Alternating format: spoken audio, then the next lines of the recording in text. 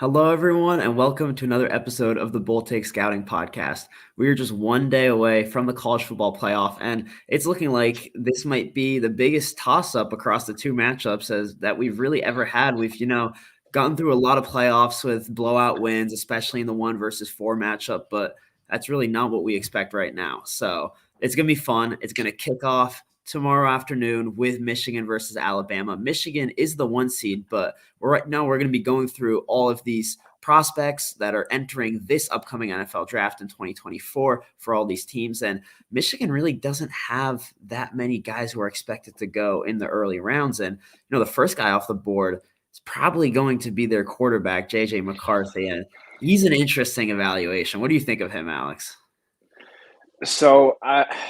I'm really torn on McCarthy right now. I'm glad that we still have 4 months to come to a final consensus decision for me on McCarthy, because there's some things that I really like.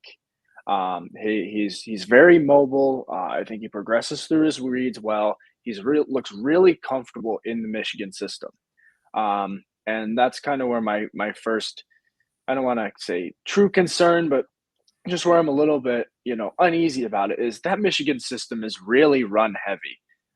It really obviously plays to the strengths of their team, which good coaching, right? But from what I've seen, he hasn't truly been asked to completely put the team on his back and perform outside of that Michigan system. Um, I'm also a little bit concerned about his arm strength. I don't think he can throw the ball too far downfield, as other guys that we see in this draft class and in past draft classes. But he's got a quick release. He's mobile, and I do think he's smart with the football. Right now, I'm still unsure if he can be a true top 10 franchise quarterback. I do think he can be a really solid quarterback in this league, especially if he's placed in the right system. Yeah, I totally agree. Honestly, I think he shows almost everything that you want to see out of a quarterback prospect.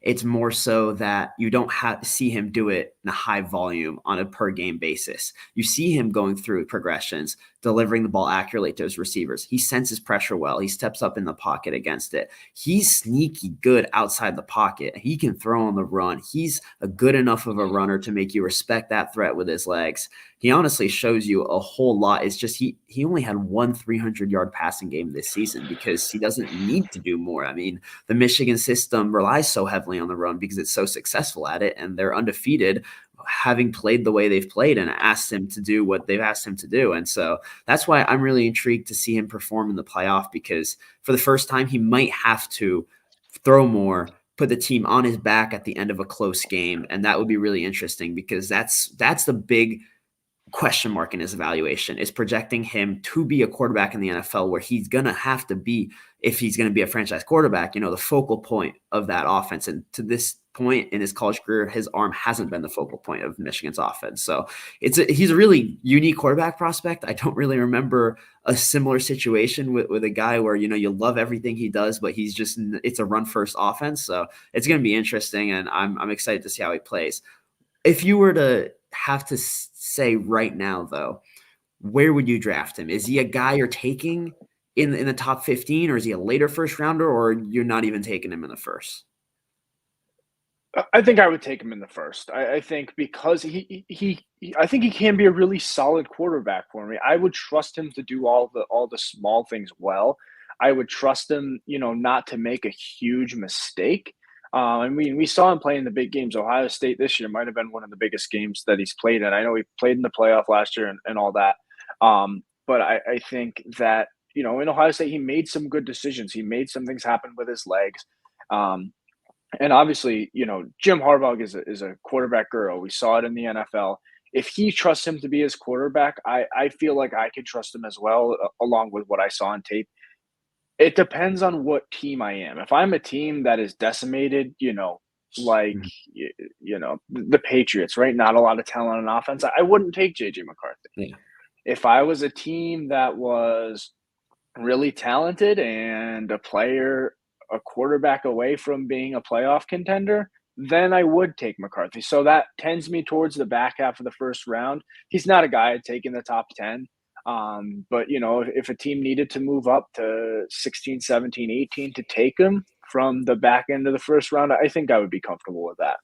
Yeah, I agree with that assessment. I think I would be looking at him starting in that middle of the first round, maybe even a team that didn't make the playoffs, but you're pretty confident in their system. So like the Vikings, for example, Kevin Hmm. O'Connell, I think I would trust him to develop JJ McCarthy and to shape that offense around what he can do.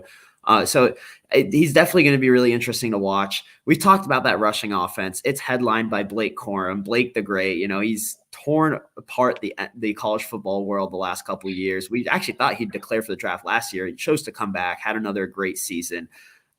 I'm not just that sure that he projects all that well to the NFL. It's difficult for these smaller running backs to have success in the NFL, especially when they don't bring much receiving value. And Corum, for some reason, just doesn't really get used as a receiver by Michigan. It confuses me a little bit because he definitely has the athletic traits to be used in that way. But right now, we haven't really seen him do it. So if he's small, but he definitely has a lot of contact balance. He has more power than you might think if you just looking at his frame, but he does still bring those limitations. And so for me, I see him more as a change of pace spot starter back who, still will make plays, but isn't really going to be a guy you're drafting in the first couple of rounds to be a workhorse.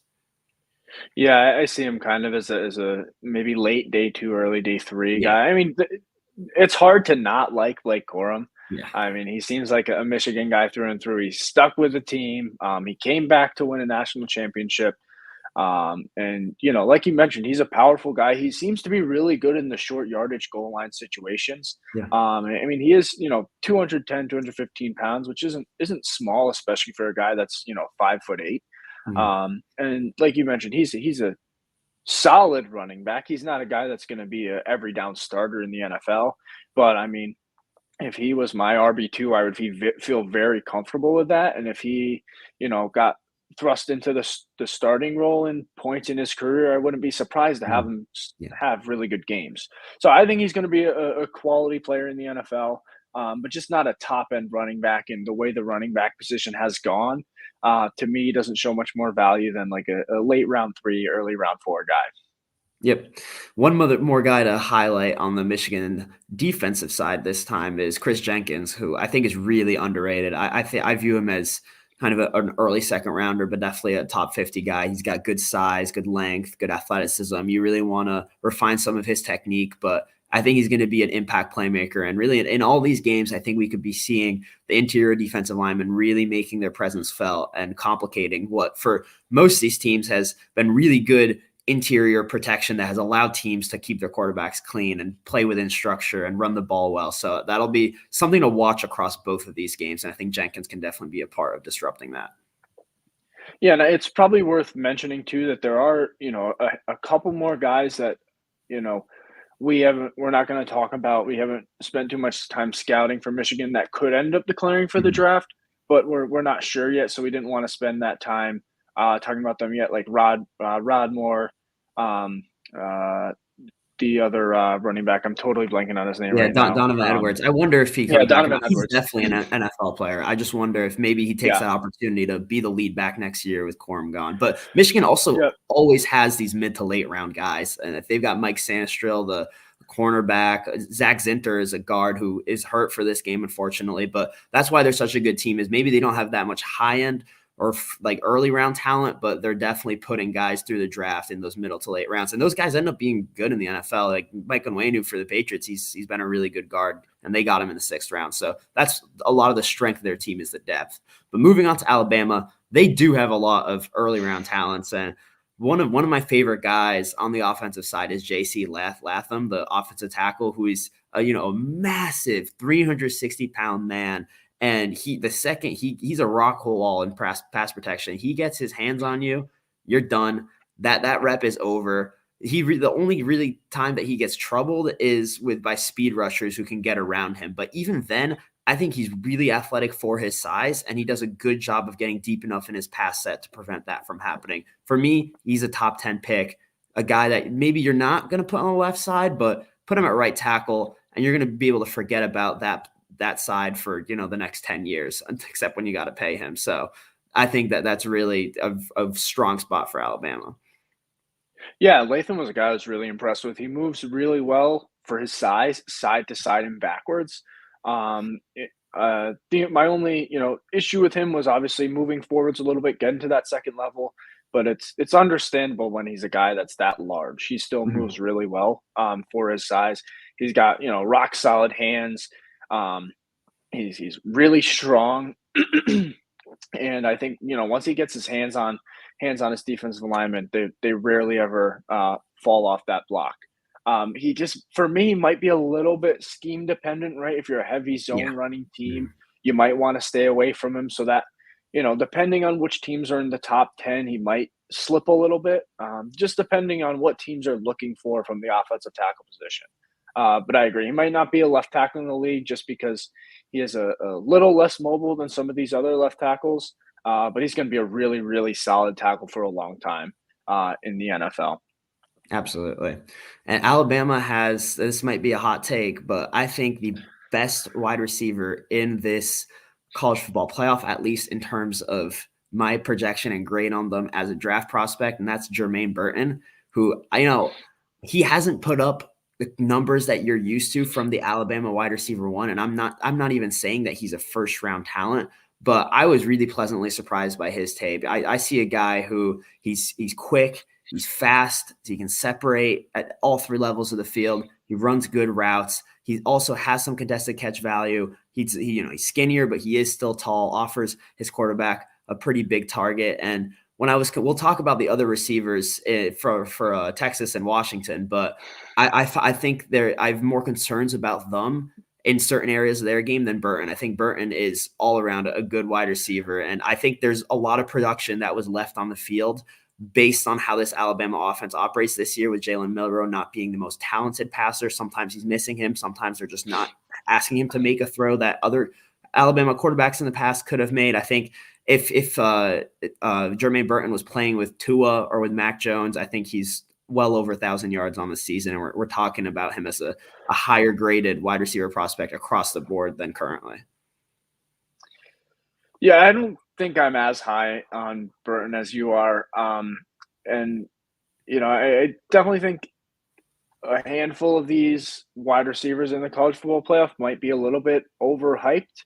I think they all do things really well. Um, I know you mentioned that Milroe probably wasn't as good as a passer as the other quarterbacks that Alabama had. I would like to think that a true Alabama wide receiver one is still going to do more. He had, I think it was Mm. 35 receptions on the season. And in Yeah. my opinion, and at least the games that I watched, there were long periods of the game where I didn't really see him do very much. There's definitely some potential there, but I just feel like if you're a top wide receiver in college football, regardless of who your quarterback is, they're going to try to get you the ball more. I know Alabama ran probably a little bit different of a scheme um, than they did in the past. And I understand he could get some separation, but I wasn't thrilled by his deep speed. I thought he was fast, but not, I don't think he has that top end speed that you're looking for in a wide receiver. And then I did read some things where people were a little bit concerned about his character. Mm. He had that, I think it was Tennessee, I think, where he hit one of the fans after they rushed the field. He can get a little hot headed on the field a little bit, so that is another little bit of a concern for me. Mm. I think he's a quality player. He'll wide receiver two, wide receiver three in the NFL. I'm not sure I see a wide receiver one in Jermaine Burton though. I agree with that. I don't see any of these playoff receivers that the top crop of them being a wide receiver one, but I think they all have the potential to be a high end wide receiver too. And I have them all really in the same tier, kind of in that middle second round range. So the guys we're talking about are Xavier Worthy and Adonai Mitchell from Texas and Jalen Polk or actually I completely forgot about Rome Odunze, the wide receiver from Washington. He, for me, is easily the best wide receiver in this playoff. I've got a mid first round grade on him. I'm talking in that next tier is where I have Burton slightly ahead of Odunze's teammate Jalen Polk and the two Texas guys. But Odunze is a guy who dominates contested catch situations. He's got plenty of athleticism to get open as well. I think he's a really terrific prospect. Yeah, and we'll talk about it Dunze more in a little bit when we get to Washington. We'll finish up with a couple last few Alabama guys. A handful of guys on the defensive side of the ball. I feel like, as always for Alabama, possibly the top one along the defensive line at least would be Dallas Turner, the edge rusher. Um, he to me is still a little bit raw, but I like all the traits and all the tools that I see. I mean, he's got great speed to power. He's really strong. He's explosive off the line. I still would like to see him develop some more pass rush moves and some counter moves, but he's, in my opinion, he's still young, and like I mentioned, all these traits and tools that he has make him a really enticing prospect, especially when you get some NFL coaching in there for him. Absolutely. I mean, his combination of speed and power is really rare, and I expect him to go in the top 10 deservedly. And just how good he is in the NFL does depend on whether or not he's able to develop an arsenal of pass rush moves. And there's another guy on the opposite side of that defensive line, Chris Braswell, who's pretty interesting as well. He might not have the physical traits that Dallas Turner has, but I see more refinement in his game, better technique as a pass rusher. He's got good counter moves, and there's just a certain savviness to his game where he holds the block just long enough. He sheds it at the right time. He's a really high effort player. So for me, I think he's a solid second round type who isn't going to put up crazy sack numbers because you don't really see that type of burst and bend around the edge from him. But I think he's going to be a solid player. And there's a lot of talk that he's going to return to school and take that fifth year COVID year that he has. But I'm not too sure why he would do that because I'm not sure that his draft stock would go up. So I'm interested to see how that develops and whether or not he declares. Yeah, and then we have two guys in the secondary that are both worthy of talking about. Two cornerbacks, Kool-Aid McKinstry and Terrion Arnold. We'll start with McKinstry. I think both of us were probably a little bit lower than consensus was coming into the season. And we'll kind of see where you stand on that. I think he's a really solid cornerback. I think he's got great speed. He's got really fluid hips. I think you see him in man, he's really sticky in coverage. And he also shows good intelligence in zone as well. I'm just a little bit concerned about possibly being too physical and too grabby. I think there's a really fine line, and we might, get some comments about this, but I think Sauce Gardner a couple of years ago coming out of Cincinnati really rode that line really well of almost being too physical, but being able to get away with it. And we see a lot of talk about that now in the NFL. I think McKinstry is on the other side of that line. And is almost a little bit too grabby, and I'm concerned about some flags, but I do think he's going to be a really good starting cornerback in the league. Just might need some coaching. Kind of like a J.C. Horn a couple years ago coming out of South Carolina. Yep. Too grabby, but had those physical skills. So that's how I feel about McKinstry. But I do think he's a really, really solid first-round cornerback that definitely could make some Pro Bowls in his career. Yeah, and I think Horn is the perfect example of a player who's too grabby, but really managed to fix that in the NFL and play with proper technique and just allow his physical traits to do the covering for him. And that's what NFL teams are going to hope to see out of Kool-Aid McKinstry.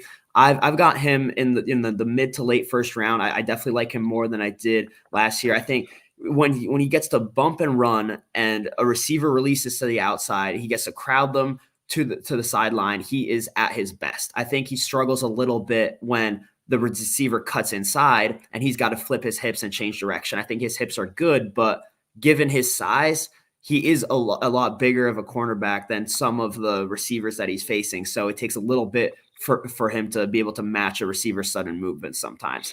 I think Terrion Arnold is a guy who's really interested and has gained a lot of steam over the course of the season. And there's even some chatter that some NFL teams have Arnold over McKinstry. Now, I have Arnold right below McKinstry, but it's pretty close. And Arnold has a lot of physical traits to be able to be fluid and mirror in man coverage. He's got really the competitiveness you'd like to see. What I think is odd, though, is that despite being really competitive and always seeking to get after the ball, and you see that in the way he defends the run, he seems to play really passively in off coverage, which is the phase of coverage that he's primarily in. He gives too much of a cushion, and he allows some easy completions underneath. Yeah, when I was watching McKinstry a while ago, I was also obviously seeing Arnold, and I was really impressed with him on his tape as well. And then I kind of read up a little bit more, looked at mock drafts and went, oh, this guy's also, potentially a Mhm, first round prospect. And I can totally see that. And I can understand why an NFL team would take Arnold over McKinstry.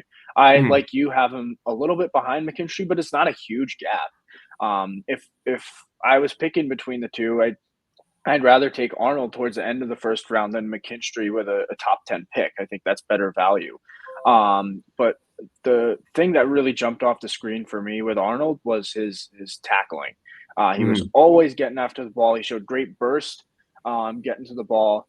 But again, like you said, the biggest thing for me, he gave up a lot of easy receptions, especially like you said, in that off man covers. There's a big buffer that just I feel like scheme and coaching could easily take that away. But that is what we saw on tape, so that's kind of what we have to go with. But both, in my opinion, worthy of first round picks. Yep. So I think that wraps up a lot of these top prospects in that early game, the Michigan Alabama game. Now, I know this isn't the focus of the show, but let's give a prediction on who's going to move on.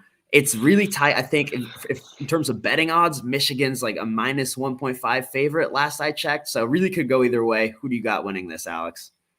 Yeah, I mean, I think it's basically a pick 'em. I've gone back and forth. My gut just tells me Alabama. I don't really want to see Alabama win. I kind of like to see Michigan make it to the national championship game.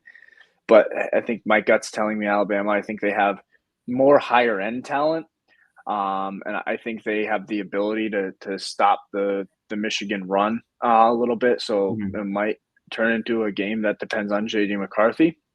Um, so I think it's going to be close. I obviously wouldn't be surprised with either outcome, Mhm. but my gut's telling me that Alabama's going to pull this one out.